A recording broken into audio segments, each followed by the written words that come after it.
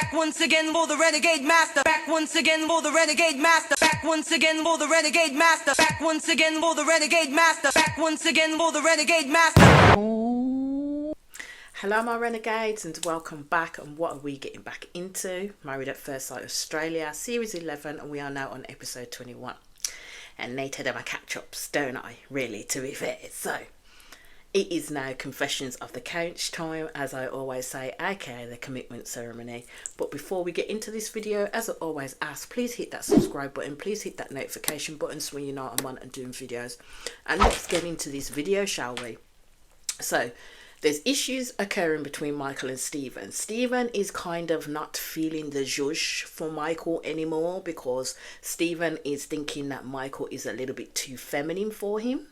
And he's not really used to that type of man. He's looking for a man's man type of man in that scenario.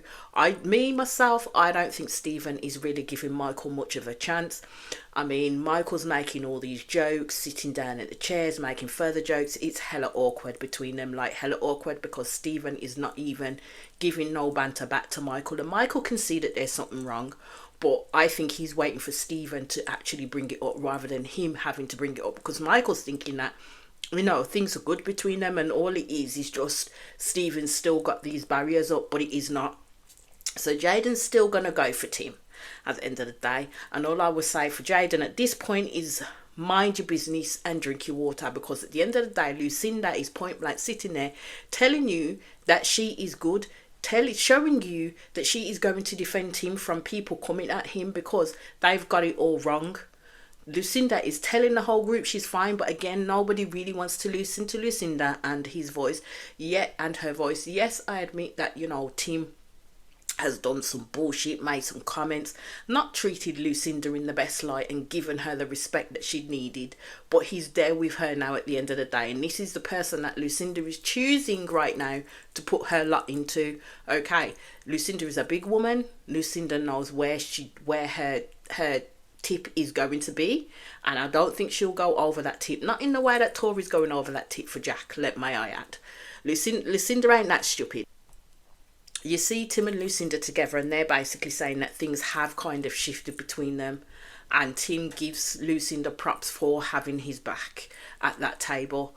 I think sometimes the group can be a little bit defensive. They're trying to mean well in terms of them having Lucinda's back, but also they're kind of going at a person that she is saying that things are fine with. She's saying that there's a breakthrough with both of them. So they're literally just getting on with each other right now.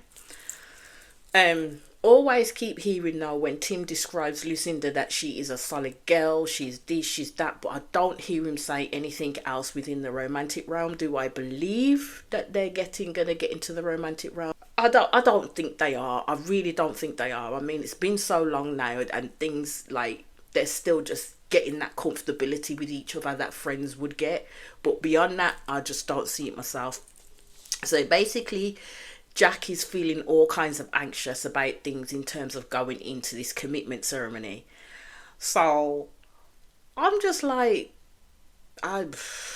with Jack with Jack I don't feel him at all, and I don't feel Tori at all. I really don't. There's no love lost with my feelings towards Jack and Tori. Do I think they're both in it with the best intentions? No, I don't. Do I think they're going to ride long and hard for each other? Yes, I do. And the reason why I think they're going to ride long and hard with each other is because they essentially just want to prove everybody else wrong. That's how I'm seeing it in that scenario. For some reason, she's clinging on to this man like a limpet to a rock at the end of the day, and it's giving me single white female vibes. And with Jack, he is just liking, I don't know if he's just liking the play with her, liking the fact that she's literally just completely fallen for him. But this has caused him some concern in regards to when Leah spoke about Tori and how open Tori had been with Jack, and she's never like really seen this side of Tori, and she doesn't show this side of herself much to people.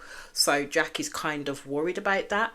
So Jack is sitting down and discussing things with Tori and basically saying that like when he gets on the couch he is quite worried about it. So Tori was asking him, well, what do you mean? And he says, I don't know. So basically Tori was saying to him, please don't blindside me. And when we do get on the couch, but I do think Jackie's going to blindside her, because Jackie's not in. Jackie's fully not in with this girl, but he's giving her this impression. Tori is definitely more into him than he is into her. So then you have the first couple up, Ellie and Ben. All I'm saying is this girl had better roll leave on this card after all the huffing bullshit that this man has put her through and made her look rotted stupid. At the end of the day, she needed to have wrote leave because their situation had fallen apart completely. So Ellie tells them all about the issues, the list that he wrote and everything like that. John, you can see the expert, is looking hella pissed when Ellie is speaking. And I'm saying, this is Ben all over. Ben is an absolute Mitch, because again, when they're trying to speak to Ben about this situation, it's always with the mixed messages. It's always with the, oh, woe is me, I am trying, I really wanted to get to this point, but this is the difficulty that I'm having, and it's maybe this and it's maybe that. He's trying to suit himself as a pseudo therapist, pseudo psychologist while he's sitting on that chair. He's trying to out therapy the therapist, I should say, is what he's doing. But people see through his bullshit completely. People honestly see through Ben's bullshit. And all I can say is this is the pattern of Ben. How he's got so far in life without someone literally trying to knock him the fuck out is beyond me. Now I understand why he's been single for so long, because who in the right frame of mind is going to put up with his bullshit? Because he, as Mel said, which is what I was saying in my previous episodes, Ben was gaslighting the fuck out of Ellie, but at first she couldn't see it, but now she's literally cottoned onto it, because he's literally basically making her think if she is going mad. And Mel had to explain to her, no, you're not going mad, you don't have to question yourself, what you're seeing is correct. Ben is actually gaslighting you. I knew that. I absolutely knew that. So Ben does ask them the question, and it's a leave for both of them, and I'm like, yes, thank God, because that's the only outcome it could have been. Like, the only outcome it could have been. The next couple up is Jaden and Eden. Nothing really to talk about in regards to them at this point. They talked about the fact when they had the friends and family meal, and they spoke to Mitch, which was Jaden's brother, or they know who he is. They know because he's been on the show before. Do you know what I mean? We couldn't have missed that.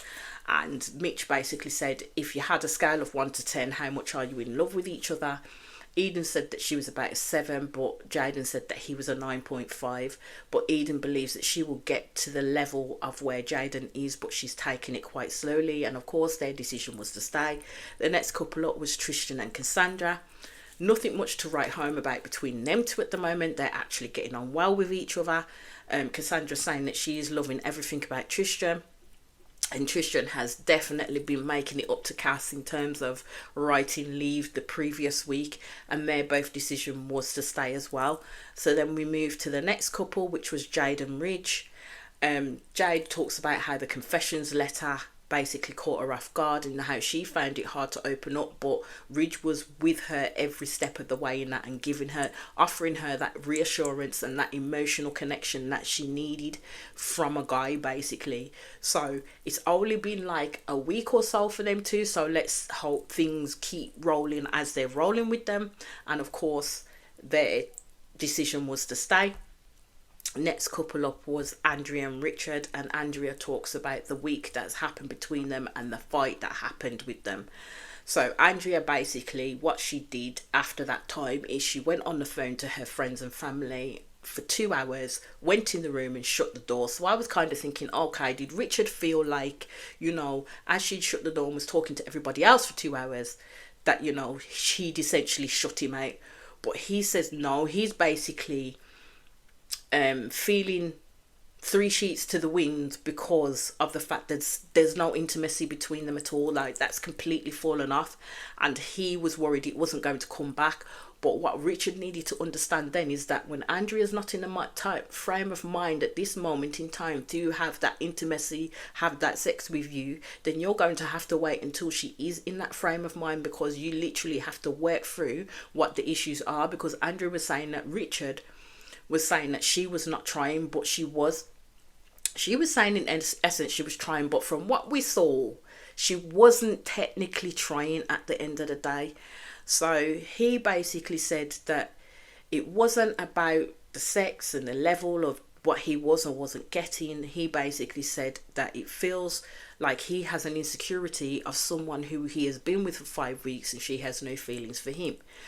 But Andrea's already relayed to Richard that she does have feelings for him, but this is the situation where she is at, that when someone does something that she feels disrespects her, she will take a step back, and it will take her some time to get out of that, to get back to where it was that she used to be. All she needs is Richard to be present for her, because she doesn't have a bad word to say about Richard at the end of the day. There's just this certain issue that has brewed up for them that they really didn't know how to flipping deal with at the end of the day. Because I always used to think, yes, they haven't had an issue, but when they do have an issue, how are they going to work through it? Now we know how they're going to work through it. So all Andrea needed from Richard was kind of like validation and acknowledgement. And Richard said that he can 100% give her this. So he needs to show her that, you know what, he is there for her come wind, rain or shine, through the rough and the smooth. So their decision was to stay. Then the next couple is we had Lucinda and Tim. So they went through the issue of what happened at the dinner table, and Tim was laughing because Tim don't really give a shit about what other people think about him. He really doesn't, because Tim is so long in the tooth that he does not care. He's lived on this planet for so long that he's at a point where he takes the rough with the smooth in that sense, and everything that they've kind of said, or especially Jaden said, is like water off a duck's back. Basically, he is not going to take any advice from someone who hasn't had as much life experience as him, and definitely younger within that experiment. He isn't going to do it. He basically said that he had more than enough time for Lucinda's dad, and Lucinda did tell the experts and the whole room that, you know, her dad did literally draw him up. And Tim did explain that in essence her dad literally said, have a one night stand with my daughter, and he made the whole room laugh because he was like, I've never had a dad give me that advice before. And I'm like, well, to be fair, it's kind of not bad advice, because maybe if you did, it wouldn't be so bad, and maybe you'd have that kind of connection with Lucinda a little bit further. Do you know what I mean? I mean, when Tim says he's slow burn, he's definitely slow burning it. Anyway, their decision was to stay. Next couple up was Michael and Stephen, and I just thought, this session is not going to be a good session at all. So basically, Stephen is saying that on paper, him and Michael should completely complement each other and work. It says, but it's not doing that right now. So they asked him point blank, Stephen, are you attracted to Michael? And Stephen said, I can see that he is a great looking guy. And I'm like, no. Don't do that. Come out with it. It was a direct question. It's a direct answer. Yes or no. Do you find Michael attractive? So then Stephen turns around and says, not yet, no. And it's not building for him right now. And he believed that Michael was more feminine than what he was drawn to. Now, this deflated Michael in the biggest way, and you could see it on his face. So Michael turned around and basically said that he felt shit on hearing that, because he thought that they were making progress, and somehow, some way, Stephen's misled him.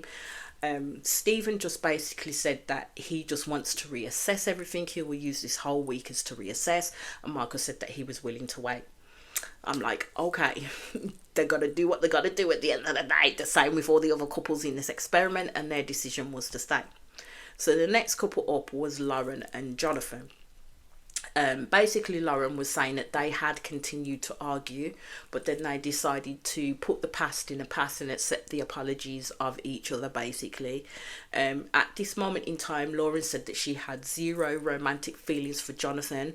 I could kind of understand where she's coming from with that. I could kind of understand where she's coming from for that, because everything that they'd built up until the point that Jack made that muzzle comment is what broke everything down for them, because Jonathan showed his colours in that, where he was not there for Lauren when she needed him to be. So Jonathan just wanted the chance to show her that he's in her corner, and that he will be there for her. But the time that she needed you, Jonathan, you weren't there. You literally went gone. On paper, Lauren says that Jonathan is perfect for her, but she's struggling in terms of their personality. And Jonathan's basically saying that he thinks Lauren's walls are up. And even though he thinks that she's amazing, and he watches her with everybody else and how she is with everyone else, and he wants that Lauren back, basically. They said that they don't really talk to each other really when they're together, and Lauren is looking for that banter. But my thing is as Mel says, you have to be in that space with that person to have that banter. You have to build that reconnection with that person to have that banter. You're not just going to have that banter straight away, especially when you're coming off a situation that they've just come off with, in terms of the muzzle comment and all of that came with it. They're not going to be in that space. They have to cultivate that space for themselves.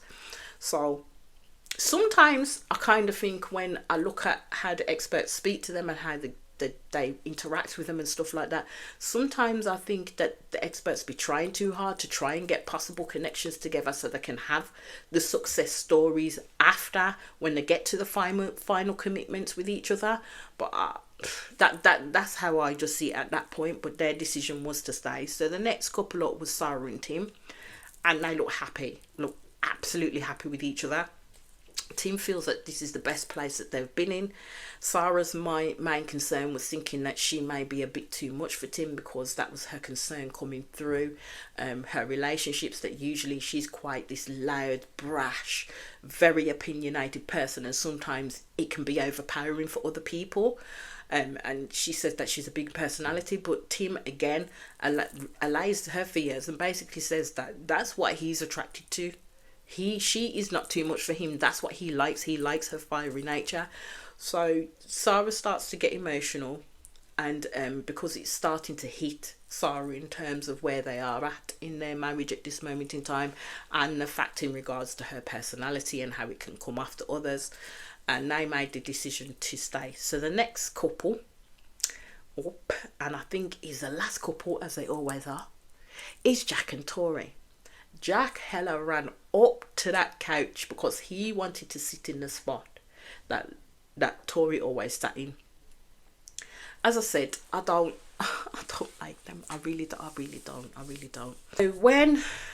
So I find that when they always get on the couch, Tori always tends to lay low and doesn't really tend to speak unless she really is spoken to by the expert. She doesn't really tend to start off the conversation because they always go to Jack.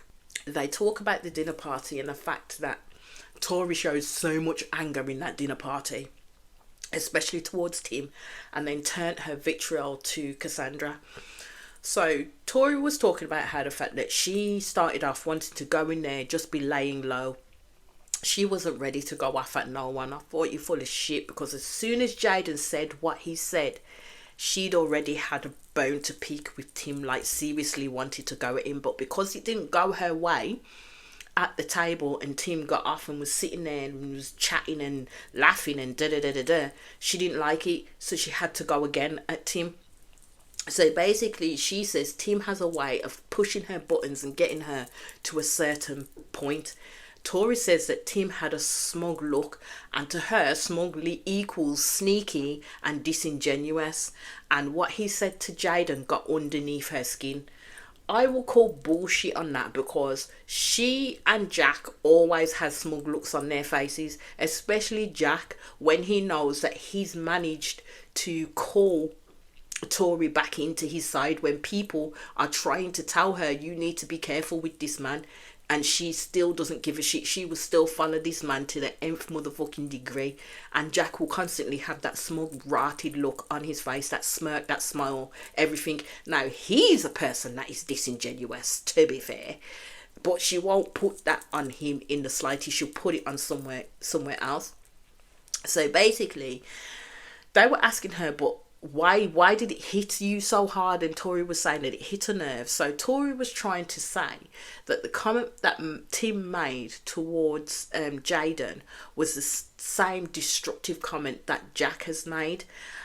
Basically, I'm like, nah, Tori, you can't put a muzzle on your wife is in the same realm as you will have nothing in life. You don't mean anything in life. That's not the same thing. Never the twain shall meet on that one, because your man, Jack, was being hella misogynistic when he said what the fuck he said to Jono about Lauren. Tim was not doing that. Tim was literally belting out in anger and being defensive. Yes, it was horrible in terms of what he said to Jaden, but it literally didn't call out for Jaden's character in the way that Jack did what he did. So for Tori to try and liken them together and say it was on the same destructive path was clutching at straws. Absolutely clutching at straws, because Tori wanted someone else to be the bad guy so bad just to get the light and the heat off of her and Jack. So Tim turned around and said, when she said that, don't come with that. Even Lucinda and everybody else in that room was saying no, even including the experts were saying no. You can't put that in the same realm at all. Tim was being a spiteful ass. Let's get that right. Tim was being a spiteful ass when he was doing what he was doing with Jaden. But Jack was being full on misogynistic when he said what he did to John and Lauren. So John was asking Jack, like, where are you at in terms of your relationship with Tori? Jack didn't want that question. He wanted another question. He wanted a hard-hitting question. So John obliged. And John said, how serious is this relationship for you with Tori? Jack was stumbling like a motherfucker on that question, because he was like, shit, maybe I should have asked the question beforehand. And Tori was staring at him as if to say, okay then, how are you, my husband, gonna answer this question? So he talks about where he had been with partners. And again, Jack is another one, just the same as Ben, who doesn't know how to answer questions directly. So Jack talks about how Leah visited and what she said in regards to how Tori is presenting now. So Tori turns around and says that she will open herself once, and if she gets questioned or damaged, she will close herself off. So that in particular, for what Tori said, was a warning for Jack. So Jack knew, don't fuck about. Be careful in how you answer this question, because I'm telling you, you will fuck me off royally and I will shut down completely. I will not open myself up to you after this. Do you think sometimes Tori's full of bullshit because she just lets everything go when it comes to Jack? But hey ho, we'll carry on down this little rabbit hole. So he turns around and he said that his concern is that he will let Tori down, and then goes on to say that he's 34 and single. My guy, you are not single. You are married to the woman that's sitting on the seat in front of you in this experiment. You are not single. Stop likening yourself to a single man. You can't go out there and go find another galley right now. You can't do that unless you write leave on the card there. Unless you write leave on the card there, you can't go out and find another woman. So don't liken yourself to a single man, because you ain't right now. So in Jack saying that, purposefully saying that he believes he would disappoint Tori, is him preempting exactly what is going to happen, because he's going to keep disappointing this girl, and he's going to see how far he can push this girl. But I think this girl's going to stick to him like motherfucking rotted glue at the end of the day. She ain't going nowhere. She is not going nowhere. And this is what I mean. After Jack says that, it's the smirk. It's the smirk that he gives afterwards. So John says to Jack, sorry, is Tori more into you than you are into her? So Tori leans back and looks at him, and Jack is kind of like, and Jack, you know how Jack gets that red face? His face goes red, his chest goes red, everything on him goes red, basically. Jack turns around and basically says that he believes so. And I'm like, okay. He should have looked at Tori's face at that point, because I swear to God, if looks could kill, Jack would be dead on the floor right now. Jack would have been dead on the floor. And I'm just like, you better watch who you're battling with, because I'm telling you, I'm sorry, but Tori does give off single white female vibes to me. That to me. Talk about the decision, and they make the decision both to stay. Tori basically says that she feels blindsided by Jack. And her key words are, I gave up my livelihood to be here, and she has a lot riding on this. And this is what I mean. This is why Tori is not going to walk away. She's not going to walk away from this man. She really is not. Because she came here to be married to someone. And she's going to leave this experiment married to someone. She is not going to let this man go. In the slightest. Anyway, that's where that episode ended, and I'll be back in quick succession with the next episode. As I always say, please hit that subscribe button. Please hit that notification button so when you know I'm on doing videos. And I'll be back in quick succession with the next one. Peace out.